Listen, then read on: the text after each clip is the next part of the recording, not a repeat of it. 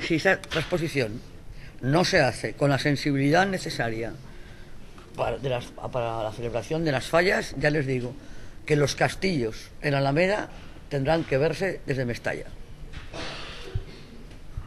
300 metros. Nos queda trabajo para poder disfrutar de la singularidad pirotécnica de nuestras fiestas y la lucha contra esa insensibilidad, por ser amable, del gobierno respecto a los intereses y al conocimiento de Valencia. Generalitat, como saben, formó una comisión técnica precisamente para que la directiva europea, en la transposición que tiene que hacer el Gobierno de España, no acabara con las tradiciones y con los usos que de tiempo inmemorial pues hacemos en la Comunidad Valenciana. Por eso estamos haciendo una adaptación normativa. En primer lugar, pues un decreto que va a establecer como carácter religioso, cultural o tradicional el uso de los fuegos artificios en todos los municipios de la Comunidad Valenciana.